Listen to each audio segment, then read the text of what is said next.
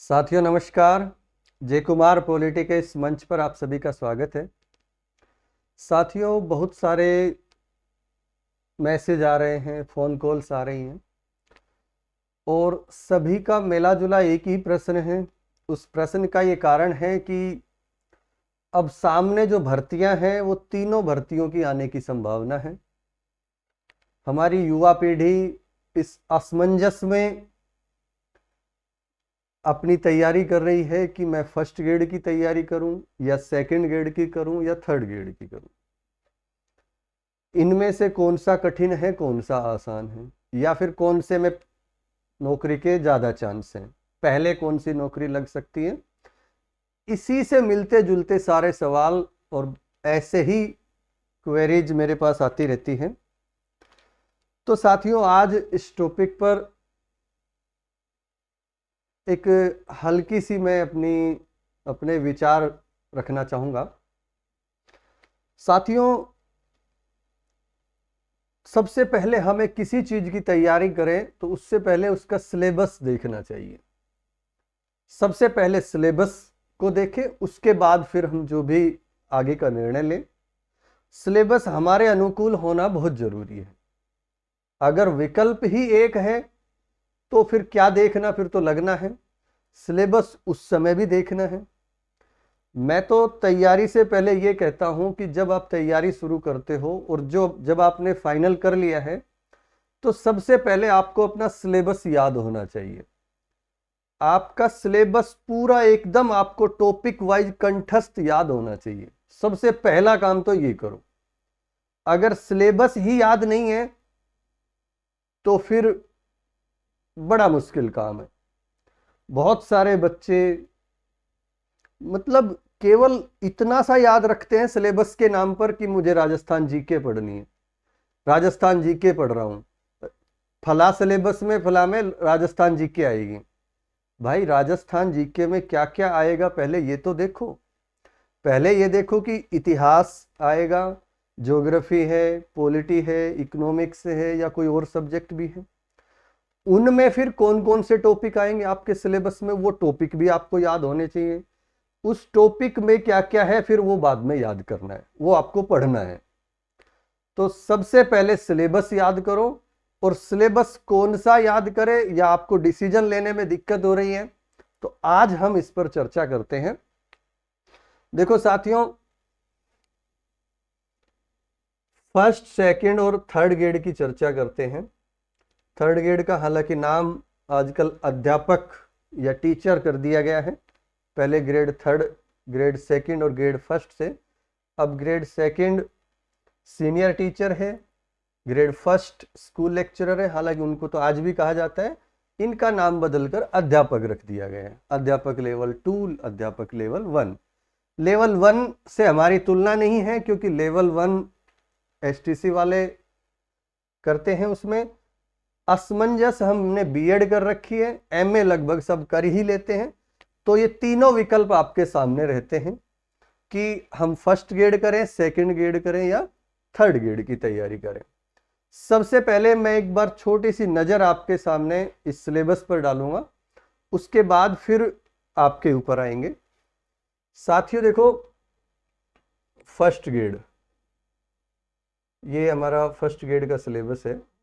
इसको बस मैंने बहुत डिटेल में इसको नहीं लिया, यहाँ पर केवल लिया है मैंने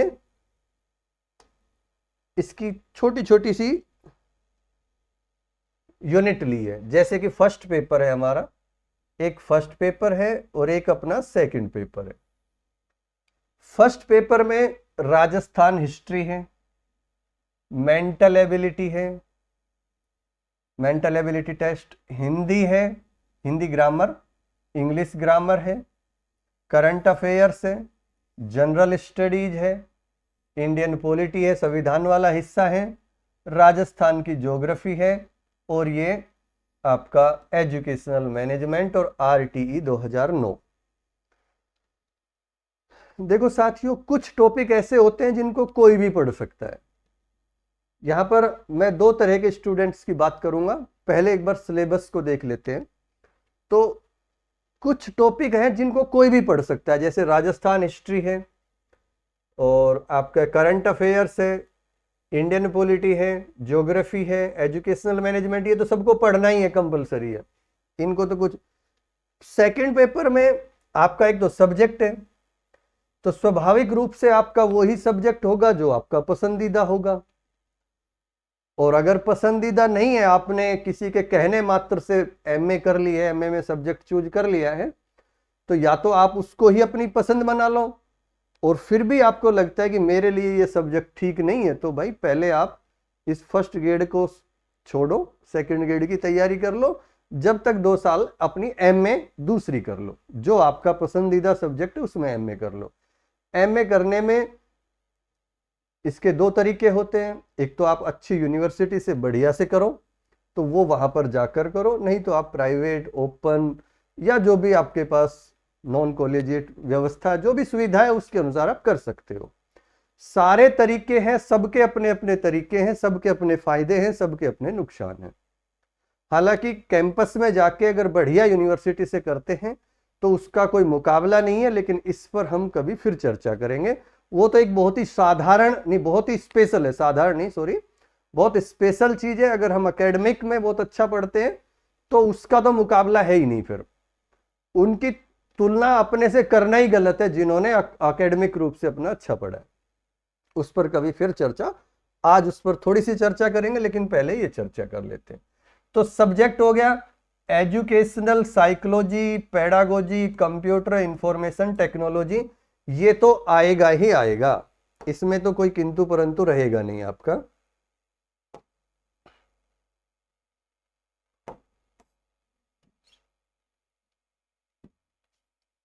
ठीक है, इधर हम सेकंड ग्रेड पर आ जाते हैं। सेकंड ग्रेड के फर्स्ट पेपर पर आते हैं। आप साथ साथ ये एक बार देखते चलना कि आपके अनुरूप कौन सा है, कौन कौन से टॉपिक आप पढ़ सकते हो, कौन कौन से टॉपिक आपके लिए कठिन है, कौन से आसान है। एक बार यहीं पर तुलना कर लो, जाने की जरूरत नहीं कहीं भी। सेकंड ग्रेड के फर्स्ट पेपर में आपका राजस्थान ज्योग्राफी है, राजस्थान की ही हिस्ट्री है, और ये पॉलिटी है। तीनों राजस्थान की हिस्ट्री, पॉलिटी, ज्योग्राफी। इधर करंट अफेयर्स है जो कि राजस्थान का ही है, सबको पढ़ना ही पड़ेगा, इससे ये कठिन भी नहीं होता है। वर्ल्ड ज्योग्राफी है, इंडियन ज्योग्राफी है, और पॉलिटी है। इंडियन ज्योग्राफी और Indian polity. Economics, educational psychology, ये सबको ही पढ़नी पड़ेगी। यहां आपका किंतु परंतु कठिन आसान चलेगा नहीं, ये तो पढ़नी पड़ेगी। आप तीनों की तैयारी करते हो, साइकोलॉजी आपको पढ़नी ही पड़ेगी, शैक्षिक मनोविज्ञान आपको पढ़ना ही पड़ेगा, चाहे आप फर्स्ट ग्रेड करो, सेकंड ग्रेड करो, थर्ड ग्रेड करो, करना ही करना है। सेकंड पेपर में वही बात आती है, आपका सब्जेक्ट है और टीचिंग मेथड है। Subject plus teaching method. Subject आपका स्वाभाविक रूप से पसंदीदा होगा जो आप चूज करोगे। कुछ बच्चों की वही समस्या है कि ग्रेजुएशन ऐसे ही कर ली, किसी से पूछ के सब्जेक्ट तैयार कर लिए, कौन कौन से सब्जेक्ट भरने, दूसरे से पूछ के ही सब्जेक्ट हमने चूज कर लिए। ज्यादातर सब्जेक्ट ये 3-4 सब्जेक्ट मिलेंगे ग्रेजुएशन में आर्ट्स वालों के। आपके पास पॉलिटी, ज्योग्राफी, हिस्ट्री, हिंदी, इन 4 सब्जेक्ट से मिलके 70-80% स्टूडेंट यहीं निपट जाते हैं। बाकी सबने अपने अलग अलग क्षेत्र में किया होगा, वो एक अलग मैटर है। तो इस पर साथियों फर्स्ट पेपर ये हो गया, सेकंड आपका ये हो गया, और टीचिंग मेथड हो गया। सेकंड पेपर के सब्जेक्ट में एसएस के लिए हमने विस्तार से चर्चा हम कर चुके हैं।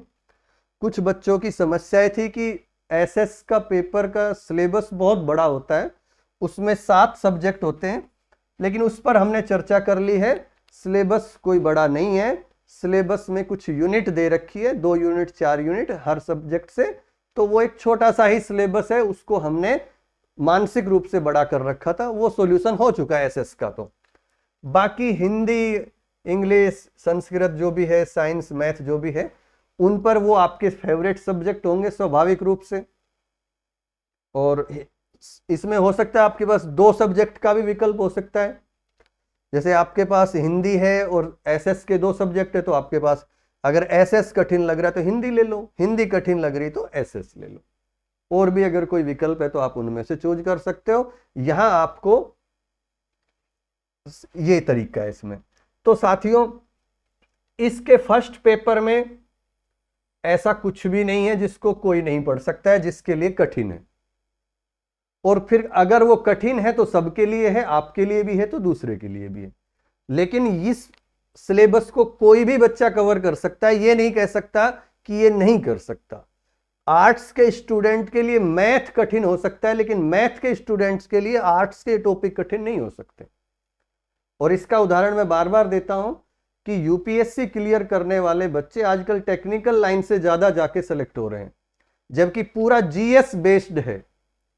केवल टेक्निकल तो आप उसमें देख लो, फर्स्ट में जब आपका प्रीलिम्स होता है तो सीसेट वगैरह में ही उससे संबंधित, बाकी जीएस का एक पेपर होता है प्रीलिम्स में भी, और पूरा मेंस है जो वो पूरा मेंस एग्जाम जीएस पर आधारित है।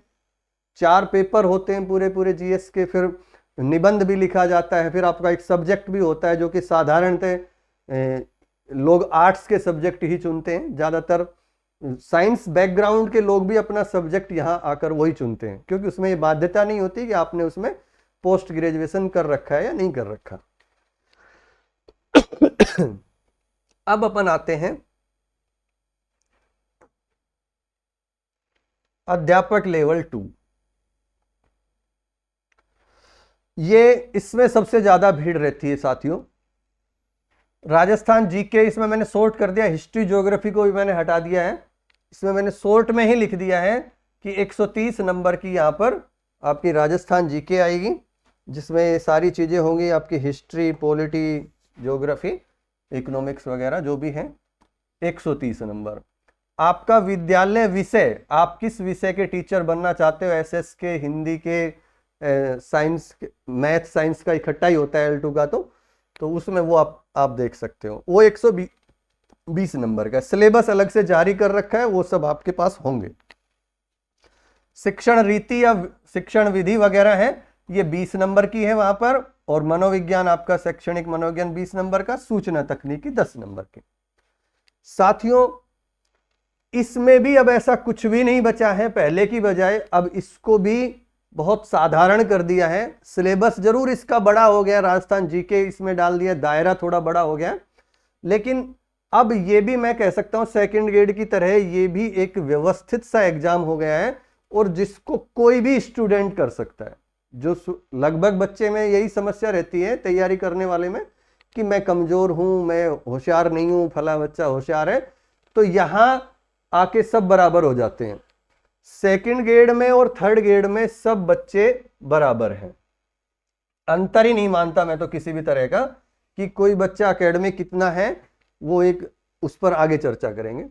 तो इसमें और इसमें, अब देखो इसमें आपका जो ये विषय है, विषय तो आपका ही होगा साथियों।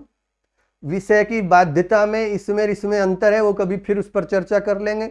यहाँ पर हम देखते हैं एसएस के लिए ये 2 विषय जरूरी है 7 विषयों में से। यहाँ पर एक विषय से भी काम चल जाता है, ग्रेजुएशन में एक विषय है तो आप उससे भी एसएस से भर सकते हो L2 का। साथियों, मोटा मोटा हमने सिलेबस देख लिया है,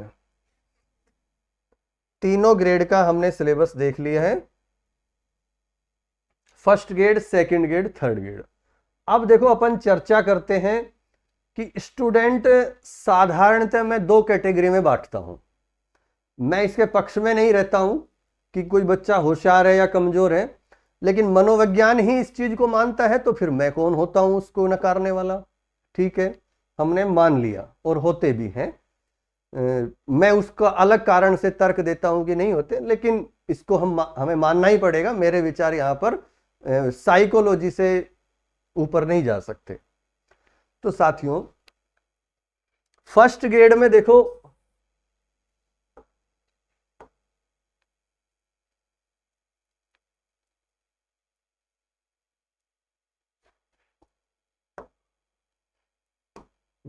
ठीक है, देखो 2 तरह के स्टूडेंट, एक तो जो बहुत जीनियस स्टूडेंट, जिनको कहूंगा मैं जीनियस, उनको कहूंगा कि जो बहुत ज्यादा, जिनका एकेडमिक रिकॉर्ड बहुत शानदार रहा है, पहली क्लास से लेके अपनी ग्रेजुएशन, पोस्ट ग्रेजुएशन तक उन्होंने सब कुछ शानदार तरीके से किया है।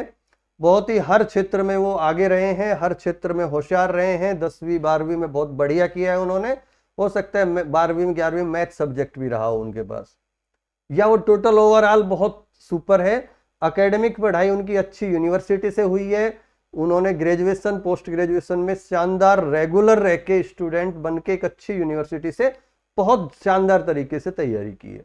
एक तो वो कैटेगरी हो गई। एक मैं ये मानता हूं कि राजस्थान में बचे हुए 80-90% युवा, क्योंकि इस तरह की पढ़ाई करने वाले बहुत कम बच्चे हैं।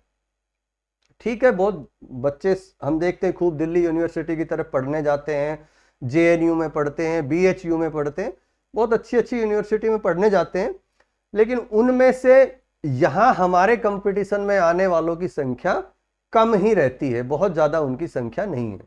हमारी जो संख्या है वो एवरेज स्टूडेंट है, यानी जो एक अपने यहाँ पे जो एक चला हुआ है कि किताब पासबुक पढ़ के सीरीज पढ़ के जो चला हुआ है, एक ट्रेंड सा चला हुआ है, बस ग्रेजुएशन तो बिना पढ़े हो जाएगी, पोस्ट ग्रेजुएशन ऐसे हो जाएगी, उनको मैं साधारण स्टूडेंट कह रहा हूं। किसी ने अपना एकेडमिक अच्छा नहीं किया तो वो स्पेशल भी हो सकता है, लेकिन वो उसकी मजबूरी रही होगी या ना समझी रही होगी, तो वो अपने उस तरफ वो नहीं जा सका, उसको साधारण कैटेगरी में वो आ गया। साथियों, अगर मैं ओवरऑल बात करूं तो निसंकोच मैं ये कहूंगा कि फर्स्ट ग्रेड सबसे आसान है, बिल्कुल एकदम सबसे आसान अगर मैं कहूं तो फर्स्ट ग्रेड है। कारण ये है कि इस तरफ बच्चे जाते ही नहीं हैं, फर्स्ट ग्रेड से इतना डरते हैं। जो बच्चा शुरुआत करता है तैयारी की, वो थर्ड ग्रेड के अलावा सेकंड ग्रेड की भी नहीं सोचता है, वो पहले सिर्फ थर्ड ग्रेड की सोचता है कि मेरे को तो इसमें लग जाए बस, हम तो, क्योंकि यही सबसे आसान है। ज्यादातर बच्चों के दिमाग में जो नौकरी नहीं लगे हैं, मैं कहता हूं 90-95 शायद हो सकता है 98-99% लोगों के मन में ये बैठा पड़ा है कि ये आसान है, उससे कठिन ये है, उससे कठिन ये है, जबकि मैं इसके विपरीत चलता हूं। मैं कहता हूं ये सबसे आसान है, फिर ये है, फिर ये है। अब साथियों, इसके पीछे कई तर्क हैं। पहली बात देखो, इसमें मेंटल एबिलिटी है। बच्चा मैथ ठीक ठाक नहीं है, हालांकि 10वीं तक का ही मैथ आता है, कोई बहुत बड़ी चीज नहीं आती है, लेकिन फिर भी कई बच्चे कहते हैं नहीं सर हमें तो आती है, लड़कियां कहती है सर मुझे तो मैथ ही नहीं आता, मेरे से रीजनिंग ही नहीं होती है। तो इसमें मैथ, रीजनिंग वगैरह और 2-3 टॉपिक है, वो आपकी कमजोरी हो सकता है। फिर कई बच्चों की समस्या हिंदी ग्रामर और इंग्लिश ग्रामर को लेके भी होती है। ग्रामीण परिवेश में जब हम पढ़े रहते हैं तो हिंदी ग्रामर तो हो सकता है वो कर दे, उसको आसान मानते हैं और इंग्लिश के नाम से डरते हैं। वास्तविकता ये होती है कि वो जितनी कठिन इंग्लिश की है उतनी कठिन हिंदी होती है, हिंदी तो और ज्यादा कठिन होती है, बल्कि क्योंकि उसका दायरा बड़ा है, इंग्लिश का दायरा छोटा है। एक ये हो गया। एक जनरल साइंस हो गई, वो कहता है मैं साइंस का स्टूडेंट नहीं हूं, हालांकि यहाँ जनरल साइंस लिखा है, तो बाकी सारी चीजें हमें करनी है। 2-3 टॉपिक ऐसे हैं जिनमें आप थोड़ा सा पीछे किसी से हो सकते हो, जिनका एकेडमिक रिकॉर्ड अच्छा है, जिनको मैंने जीनियस में रखा है या ए पार्ट में रखा है, वो स्टूडेंट जिनकी संख्या बहुत कम है, वो तो आंख बंद करके ये करे, उनको तो इस तरफ देखना ही नहीं चाहिए। दूसरी बात, जो दूसरी कैटेगरी के लोग हैं उनके लिए भी यही आसान है, क्योंकि इस तरफ भीड़ इतनी कम है। इस तरफ तो तब आते हैं जब ये वैकेंसी नहीं आ रही है, सेकंड ग्रेड और थर्ड ग्रेड की वैकेंसी नहीं है, केवल फर्स्ट ग्रेड की है, तो फिर लोग ये सोचेंगे चलो इसकी तैयारी कर लेते हैं। ये विकल्प खुले हैं तो इस तरफ कोई सोचता ही नहीं है। तो सबसे बड़ी समस्या ये है कि फॉर्म तो अप्लाई कर देते हैं लोग, दिल से हिम्मत ही नहीं जुटा पाते कि हम फर्स्ट ग्रेड भी बन सकते हैं। तो आप इस तरफ जा सकते हो। दूसरी बात, अगर आपकी ये 2-3 टॉपिक में आपकी कमजोरी है तो फिर आपको ये दोनों सिलेबस सूट कर रहे हैं। ये एक ऐसा सिलेबस है जो हर कोई को सूट करेगा। भाई सब्जेक्ट से आपको समस्या है तो फिर मैं कुछ नहीं कह सकता, बाकी इसमें ऐसा कुछ भी नहीं है कि इसको कोई नहीं कर सकता, इसको हर कोई कर सकता है। एक बात मैं स्पेशल कहना चाहूंगा साथियों, बहुत सारे स्टूडेंट्स मेरे पास फोन करते हैं, वैसे भी जुड़े हुए हैं, डायरेक्ट भी आ जाते हैं या किसी भी माध्यम से मेरे से कांटेक्ट करते हैं, तो जो बच्चा शुरू करता है जब अपनी तैयारी की, तो वो इतना उसमें झिझक रहती है, उसमें हिम्मत ही नहीं आती बिल्कुल भी। वो बार बार यही विचार करते हैं और 10 जनों से, 20 जनों से, 50 जनों से पूछते हैं कि सर क्या हम नौकरी लग सकते हैं, क्या हम भी तैयारी कर लेंगे सर, कितना कठिन है सर, सिलेक्शन हो सकता है क्या। मतलब वो इतना डरे हुए पूछते हैं कि आश्चर्य ये है कि उनको ये लगता है कि पता नहीं कितनी बड़ी चीज है नौकरी, और ये तो हमारे लिए है ही नहीं। और आधे बच्चे सिर्फ इतना सोच के तैयारी शुरू ही नहीं करते हैं, और जो छोटी मोटी नौकरियां निकलती हैं उनमें बिना तैयारी के फॉर्म भरते रहते हैं, उम्र निकल जाती है, शादी हो जाती है, जीवन गृहस्थी में पड़ जाते हैं, और करियर की तरफ उन्होंने बाद में कोसते रहेंगे, जबकि वास्तविकता ये है कि उन्होंने लड़ाई तो लड़ी ही नहीं।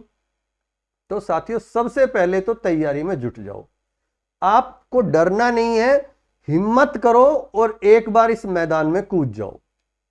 फिर इसमें से एक चीज का चयन करो। टीचर की बात कर रहा हूं, आपके लिए कोई और एग्जाम सूट कर रहा था, आप वो भी कर सकते हो, ऐसा नहीं कि आपको टीचर ही बनना है। जो एग्जाम, जिस एग्जाम का सिलेबस सबसे ज्यादा आपको सूट कर रहा है, जो आपकी ताकत है, उस सिलेबस को उठाओ और पढ़ना शुरू कर दो। किसी की मत सुनो। कहते हैं कि समाज की ज्यादा सुनोगे तो आप पिछड़ते ही रह जाओगे। समाज में सकारात्मक बातें बोलने वाले बहुत कम लोग हैं, नकारात्मक बोलने वाले बहुत है। आपको जगह जगह डिमोटिवेट किया जाएगा, आप उनकी बातों पे बिल्कुल भी ध्यान ना दो। एक भौरे का उदाहरण देता हूं। कहते हैं, मैंने तो किताबों में पढ़ा है कि अगर भौरा भी समाज में होता तो वो शायद उड़ नहीं पाता कभी भी, क्योंकि उसके जो पंख होते हैं और उसकी शरीर, उसका जो बॉडी है, उसकी तुलनात्मक रूप से पंख बहुत छोटे होते हैं। लेकिन अगर वो समाज से जुड़ा होता तो उसको भी लोग यही कहते कि अरे तू तो उड़ ही नहीं पाएगा, तेरे तो पंख बहुत छोटे हैं, तू तो कुछ कर ही नहीं पाएगा जिंदगी में, कैसे उड़ेगा, तेरा शरीर इतना भारी है, पंख छोटे छोटे हैं, कैसे उड़ेगा। लेकिन वो ही भौरा आपके सामने उड़ता है साथियों। वो अपने पंख इतने तेजी से चलाता है कि उन छोटे पंखों के साथ भी अपनी बड़े शरीर को वो उड़ा ले जाता है। तो अगर वो समाज में रहता तो क्या वो उड़ पाता? कभी नहीं उड़ पाता। तो आप भी नकारात्मक लोगों के पास मत जाओ। हाँ, नकारात्मक लोगों से चैलेंज ले लो, ये बार बार कहता रहता हूं मैं, और उनको अपने सफलता से उनका जवाब दे देना। उनके प्रति नफरत पैदा मत करो, लेकिन अपने अंदर एक गुस्सा भर लो, एक जोश जुनून आ जाना चाहिए कि मुझे अब इसने मेरे को ऐसा कह दिया तो मुझे ये सिलेक्शन लेना है, और इसको जवाब देना है उस सिलेक्शन के माध्यम से। तो साथियों, अब ये बात आती है कि तीनों एग्जाम साथ आ जाए तो क्या करें। तीनों एग्जाम साथ आ जाते हैं तो साथियों, साधारणतः तो भीड़ सारी यहीं चली जाती है। सेकंड और फर्स्ट पे तो भीड़ बचती ही नहीं है। गिने चुने लोग वही बचते हैं जो बहुत कम तैयारी, बहुत कम नंबरों से रह गए थे, वो बचते हैं केवल। बाकी सारी भीड़ इधर से गायब एकदम। और ऐसा होता है, बहुत बार होता है कि तीनों वैकेंसियां सामने होती हैं, सबसे ज्यादा भीड़ इधर होती है। इसका जो अपने सब्जेक्ट का बहुत मास्टर है वो भी डर के मारे इधर आ जाता है, और वो ना इधर का रहता है ना इधर का रहता है। धोबी का कुत्ता घर का ना घाट का। तो साथियों, पहली बात तो ये कि एक सिलेक्शन करो। आपने सिलेक्शन कर लिया, उसके लगे रहो, फिर वैकेंसी कोई आए जाए आपको कोई मतलब नहीं है। आप इन तीनों में से अपने सिलेबस के अनुसार सबसे पहले देख लो, और फिर लग जाओ, जुट जाओ, और फिर पीछे मुड़ के मत देखना। साथियों, 100% नौकरी लगनी है तो मैं कहता हूं मेरा तरीका अपना लो, दुनिया की कोई ताकत आपको रोक नहीं सकती। डिस्टर्ब नहीं होना है, लेकिन डिस्टर्ब होने से बचने के भी तरीके मैं बताता रहता हूं, आप उनको फॉलो कर लेना। साथियों, 100% अगर आपको अपनी सफलता लानी है तो एक टारगेट सेलेक्ट करो, और फिर चाहे वो वैकेंसी आ रही है, आने वाली है, कब आएगी, 1 साल बाद आएगी, 4 साल बाद आएगी, उसको छोड़ दो, आप उसमें लग जाओ। ये मेरा खुद का अनुभव है। बहुत सारे लोग आपको मना करेंगे बार बार कि आपने गलत डिसीजन लिया है, गलत लिया है, गलत लिया है, आप वो कर लो, वो कर लो, वो कर लो, ये वैकेंसी आ गई, वो आ गई, इधर चले जाओ, इधर चले जाओ, स्कूल में पढ़ा लो, नौकरी कर लो, प्राइवेट घर नहीं चल रहा है, ये कर लो। ऐसी बहुत सारी आपको सलाह मिलेगी, लेकिन आप एक टारगेट चुन के उसके लग जाओ। नौकरी का जब नोटिफिकेशन आता है वैकेंसी का, तब तो सारी दुनिया लगती है। आप पहले से लगे हुए हो तो लाखों लोगों से तो आप पहले से ही हो। उसके बाद एक बहुत कड़वी बात है जो किसी को पसंद नहीं आती है, मैं फिर भी उसको कहता हूं। आपने बहुत जबरदस्त तैयारी के साथ आपने पेपर दे दिया, और पेपर देते ही आपको लग रहा है मेरा सिलेक्शन हो गया या हो जाएगा, 10 लोगों ने कह दिया कि इतने में तो आराम से हो जाएगा। साथियों, आप उस सिलेक्शन को मानो मत कि अभी मेरा सिलेक्शन हो गया है। आप पढ़ाई एक दिन के लिए भी मत छोड़ो। ज्यादातर स्टूडेंट जैसे ही एग्जाम देते हैं, यानी 70-80% लोग ऐसे हैं जो 2-4-6 महीने तो पढ़ाई बंद करते ही करते हैं, और बाकी जो 20-30% बचे हैं वो टारगेट चेंज कर देते हैं, और ये ही असफलता का कारण है।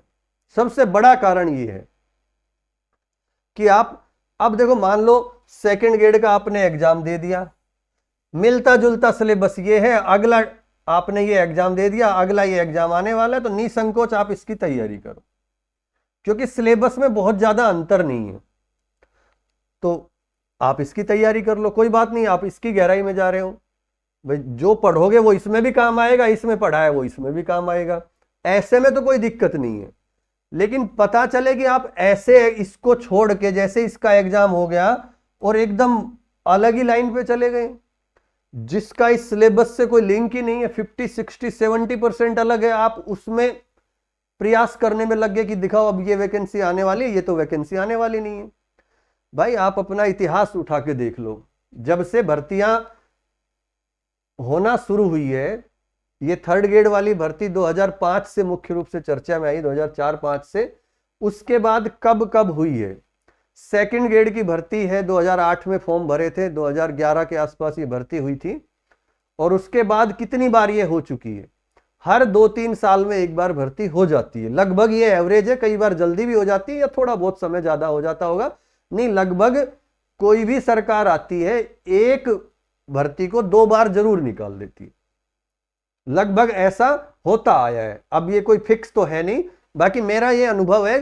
तो जब आप मान लो इसकी आपने आज तैयारी की, ये दोनों की आपने तैयारी की है, और अब ये वैकेंसी दोनों जा चुकी है, आगे कोई चर्चा नहीं है, आप छोड़ के तीसरे में लग गए, 2 साल बाद ये वैकेंसी फिर से आ गई, अब आप इसमें पिछड़ चुके हो, क्योंकि कुछ समझदार लोग इसी को पढ़ रहे थे।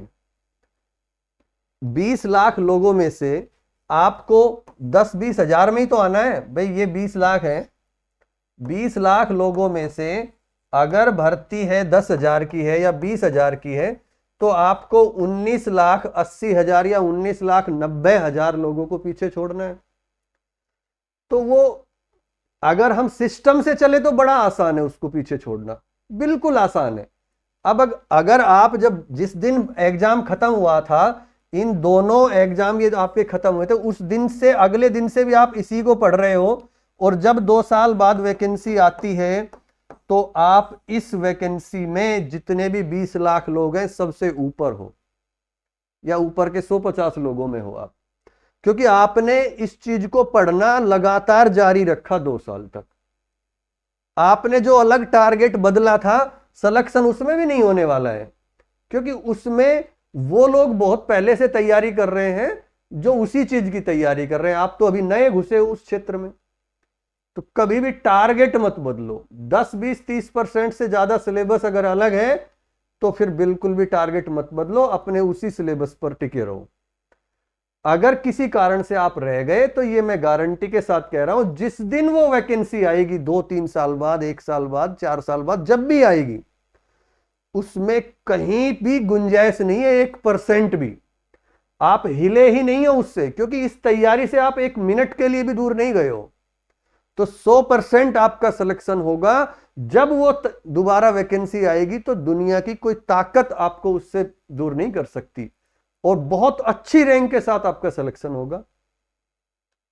तो साथियों, ये तो एक 100% नौकरी पाने की, हासिल करने की एक मेरा एक तरीका है।